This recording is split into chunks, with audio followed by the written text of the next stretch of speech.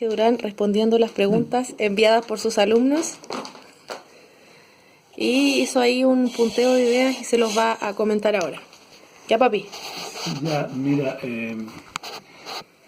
aquí me preguntan cuál es la opinión respecto del foro de Sao Paulo, si le pegó un empujoncito a lo que está pasando en Chile. Bueno, recordemos que en Brasil está gobernando un hombre de derecha, más bien de ultraderecha. Eh, un poco también lo que está pasando en Ecuador, Argentina. En alguna parte tú tenías que reventar. Bueno, reventó en Chile, por razones que voy a comentar enseguida, o que más bien son de tipo histórico y que son también vinculantes con la historia de otros países. En este minuto hay un aburrimiento respecto de estos movimientos ultra que se identifican más bien con la suástica alemana, más que con los símbolos nacionales de cada país. Ahora, respecto de la pregunta que hay acá, que se quiera mezclar lo de las dietas parlamentarias con bajar la cantidad de senadores y diputados. La cantidad de dinero que se va a ahorrar en 30 diputados es marginal comparado con todo lo que se ha perdido ahora con la destrucción que ha habido en Santiago y en otras regiones, y también con todo lo que se ha robado por las grandes empresas. Entonces, yo no veo si 30 diputados, 30 diputados van a equiparar su sueldo a todo lo que las reivindicaciones sociales. Yo creo que es más bien un volador de luces, ¿eh? Es un volador de luces, no es lo más prioritario, hay cosas más prioritarias que bajar 30 diputados. Más importante que eso es modificar la Constitución. Eh, Ahora me preguntan acá si sería bueno que renunciara a Piñera. Yo creo que, visto desde un punto de vista nacional, no sería bueno. En este minuto, por lo menos, no. Por dignidad debería hacerlo. Hoy día, domingo, le está pidiendo la renuncia a los ministros. Pero yo voy a ser bien claro, la culpa no la tiene el chancho, sino que la da la flecha. Y ministro que llegue al gobierno se va a tener que ceñir a un programa, y el programa lo hizo Piñera antes de ser elegido presidente, eso se va a cumplir. Y si no se cumple, quiere decir que mejor váyase para la casa. Ahora yo, resumiendo un poco todas estas preguntas, quisiera hacer un recuento breve de lo que ha sido la historia de Chile, pero muy breve, porque en realidad aquí son algunas ideas que se me ocurrieron mientras miraba las preguntas previas. Yo decirles, por ejemplo, que en la historia de Chile la sociedad proletaria, si la dividimos en dos partes, el siglo XIX y el siglo XX, siglo XIX hasta 1899, que fue el siglo de la independencia de Chile, menos de 100 años en ese siglo con victoria. La sociedad proletaria no tenía un espíritu de cuerpo colectivo. Si alguna manifestación de corte político-social había, era provocada por la misma oligarquía que se peleaban entre ellos el poder. ¿Ya? Algunos con más sesgo religioso, otros con más sesgo laico, y por ahí iba la cosa, pero no había una cuestión social de fondo. El poder político, económico, social y religioso estaba en manos de un grupo, y ese grupo se las arreglaba muy bien, se las venía arreglando desde la colonia. Fue en el movimiento intelectual del 40, 41, 42 por ahí, cuando empezó a darse sentido a un poder popular en el contexto de pueblo, entendiendo por pueblo la gente que participa del populus. ¿Ya? Ahí cuando empiezan a hacer un poco la clase media con el Partido Radical, pero obviamente el inquilinaje y el peonaje quedó afuera. ¿Y por qué esto? Bueno, porque la constitución existente, la de 1833, no tomaba en cuenta para nada la clase baja. Para poder votar había que tener un poder económico básico, ¿ya?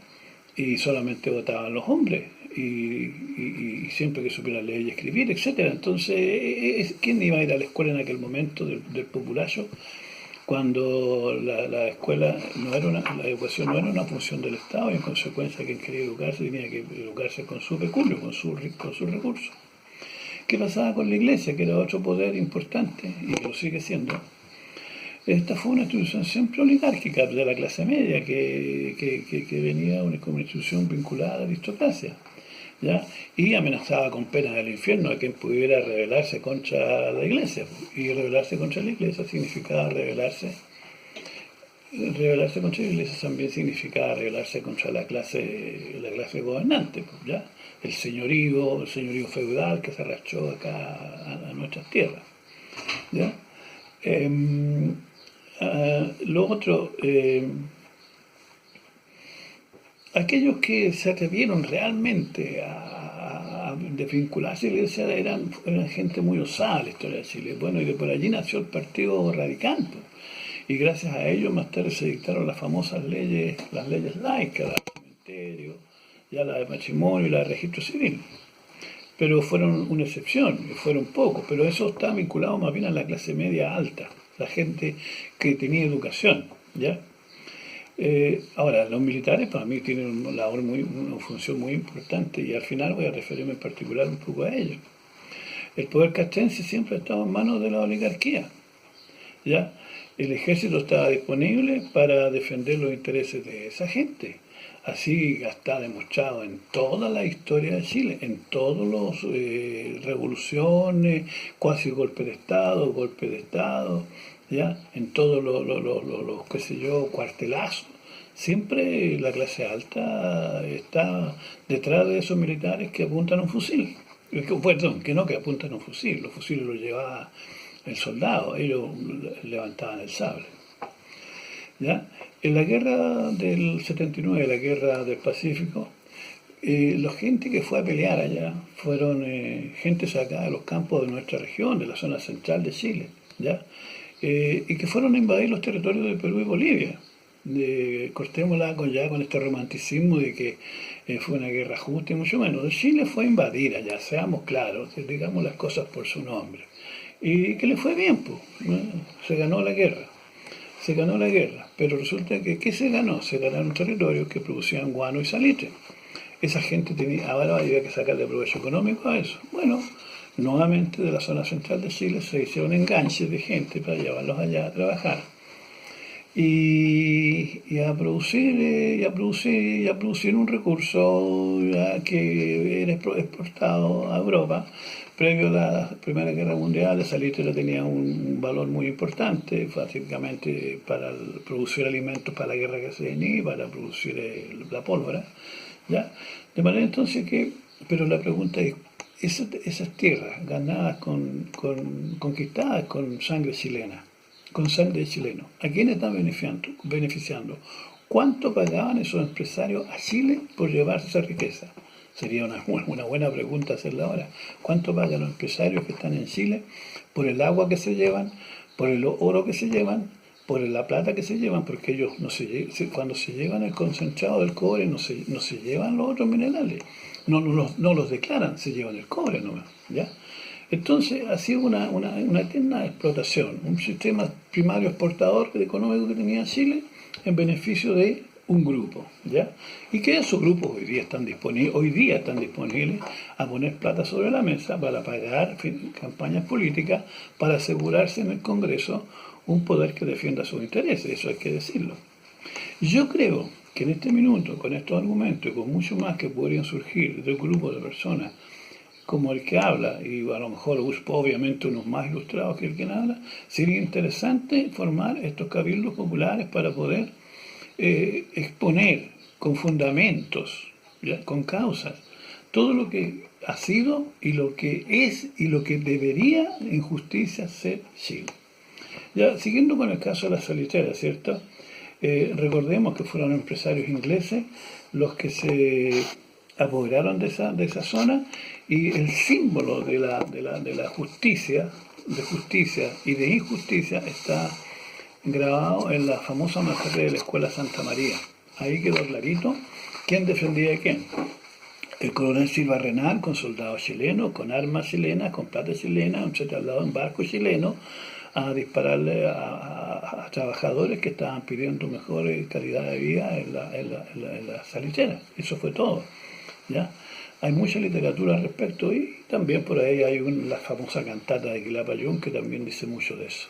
Y cuidado, que siempre cuando uno toca estos temas se le tilda inmediatamente, ahí hay un comunista defendiendo lo indefendible. No, es que claro, que hoy día para hablar de justicia social hay que tener cierto cuero duro y aceptar que lo tilden de comunista. Yo no sé qué es un comunista. Con todo lo que yo he tenido que leer y he leído, no sé qué es un comunista en la opinión de mucha gente hoy día. Porque lo primero que dicen es comunista. Bueno, hoy día se está cambiando la palabra comunista por patipelado.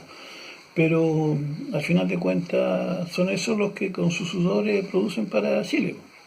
Bueno, ¿qué pasa hoy día? ¿Qué pasó hoy día? Eh, la constitución de Pinochet hizo un poco lo mismo que se hizo en el siglo pasado.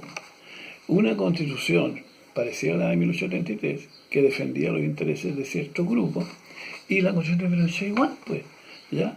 La constitución de Pinochet fue hecha para beneficiar a los mismos, a la clase empresarial, apoyada por los estados de excepción, ¿cierto? La clase empresarial se apoya a los estados de excepción, le gusta mucho el estado de emergencia, el estado de catástrofe, el estado de sitio, el estado de asamblea, porque eso da orden.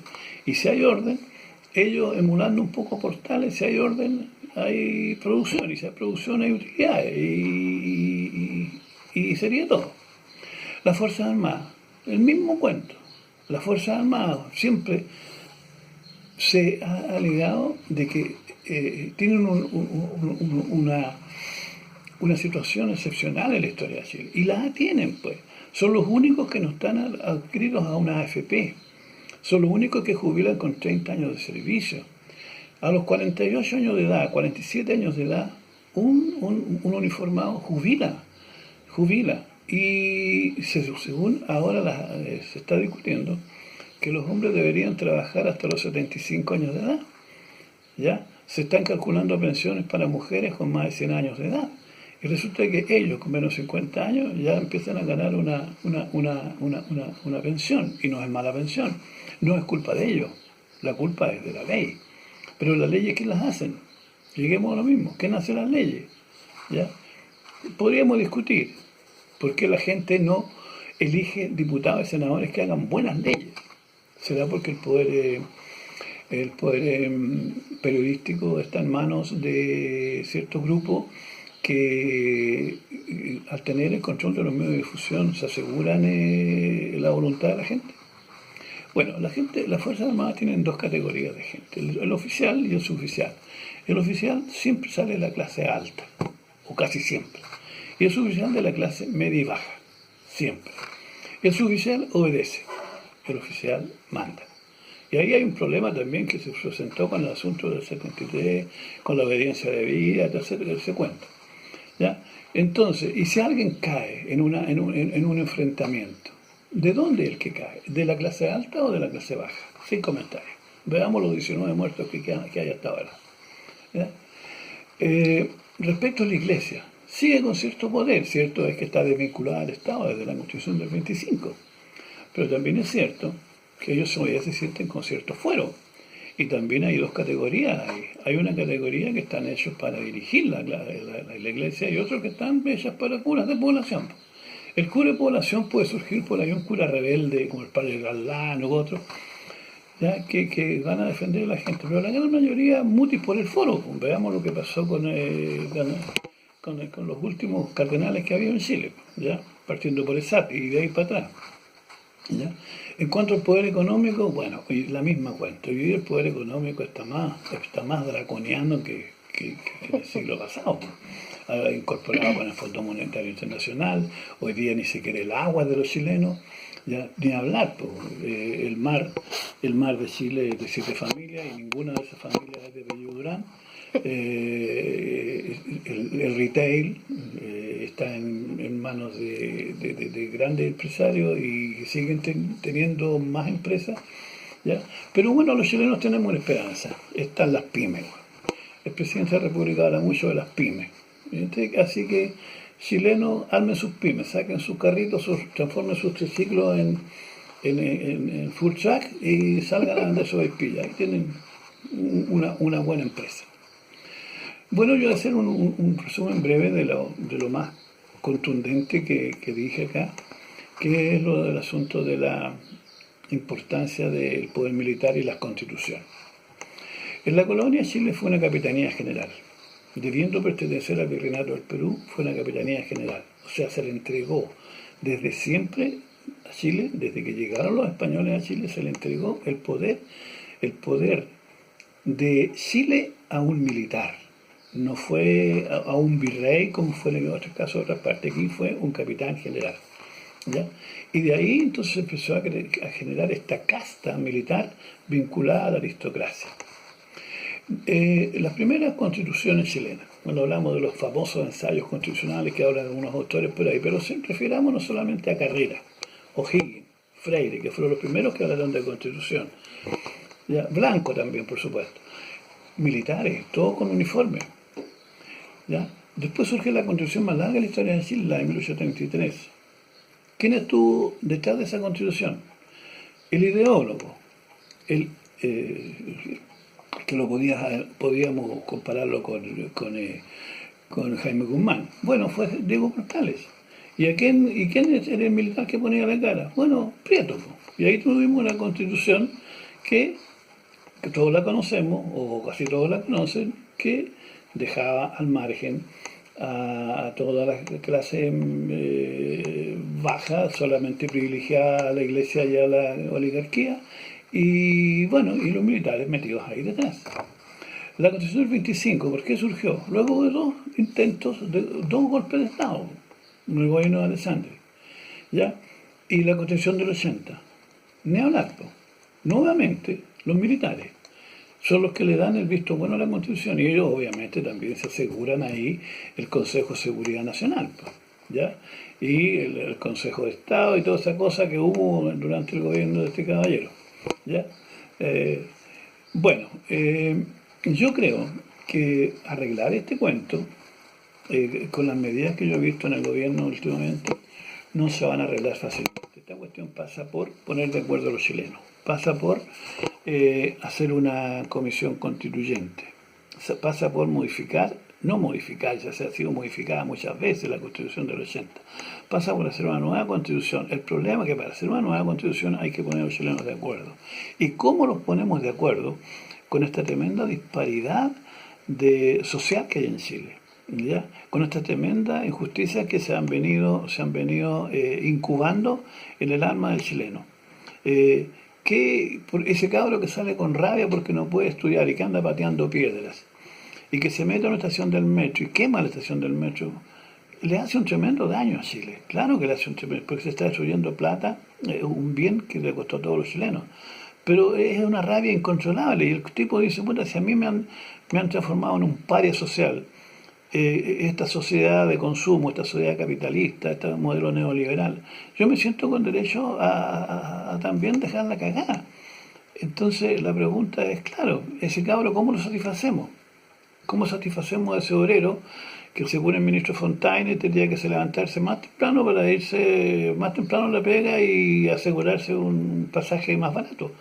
Y yo creo que este tipo de gobernantes que tenemos, este tipo de sociedad que tenemos que, primero que nada, pacificarla con un discurso tolerante.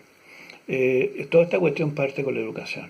Yo creo que en este minuto esta sociedad no se arregla si no arreglamos la educación. Si no, le hacemos un lavado cerebral al profesor y lo transformamos en un profesional de la educación, un profesional que enseñe, que su didáctica, su metodología, la adecúe a la realidad de sus alumnos. Y no esté interpretando a tecnócratas que están allá arriba y que dictan cátedras sin haber estado nunca en una sala de clase. Yo creo que por ahí va. Mejoremos la educación y vamos a mejorar la vida social en Chile. Cualquier cosa, hay muchas cosas más puedo decir, a lo mejor me enredé en algunas ideas, tengo una gana, es un vómito de ideas que tengo y quiero alargarlas, pero lamentablemente no se dan las condiciones para que una persona como yo pueda opinar más de lo que ustedes quieran que opine. Estoy a su disposición, nos vemos.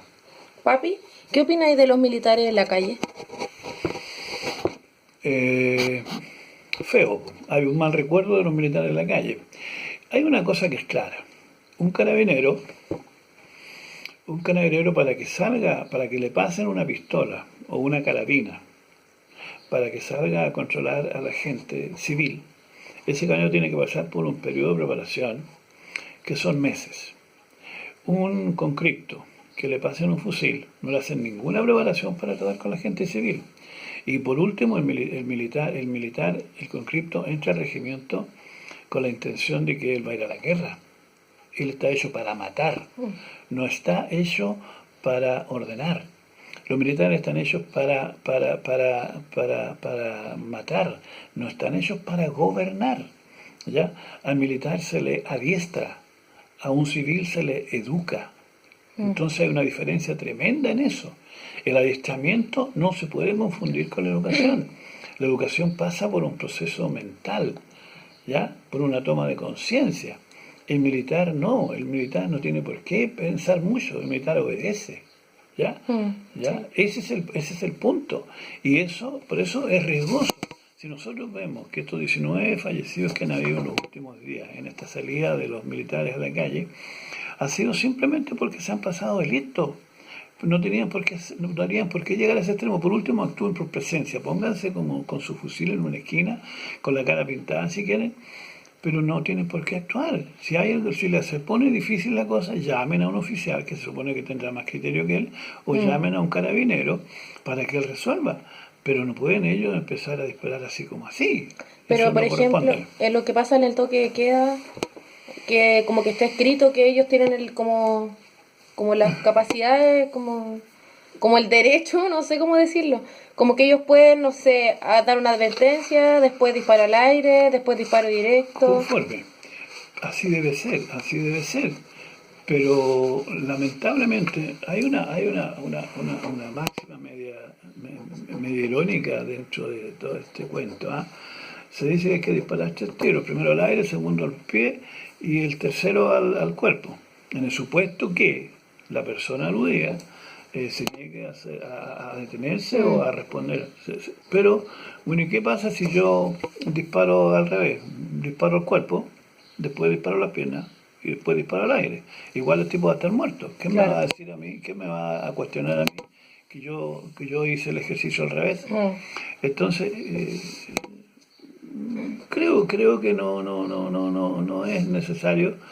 Ahora, lamentablemente los chilenos nos hemos pasado de listo y estamos cayendo mucho en el abuso, y hay mucha delincuencia, y esa delincuencia que hace unos días estaba dando portonazos, hoy día está saqueando supermercados.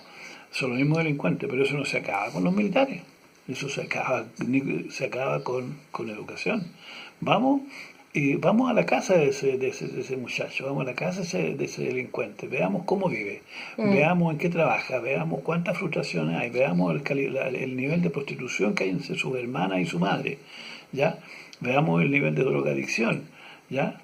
Y mejoremos eso. Eso se mejora con educación. Ya. Ok. Mándale saludos a tu alumno. Bueno, con mucha nostalgia por no ver a mis alumnos de aquel tiempo. Hoy día, con los alumnos modernos que hay, que según me dicen, creo que me costaría mucho hacer clase. Además que no estaría dispuesto a escuchar una clase como esta, porque esta clase incluye mirar el pasado, presente y futuro. Y el cabro hoy día es un alumno light que solamente ve el día, eso es todo. Pero los añoro a ustedes. Ya. Quedamos atentos. A mandar un chayito, pues.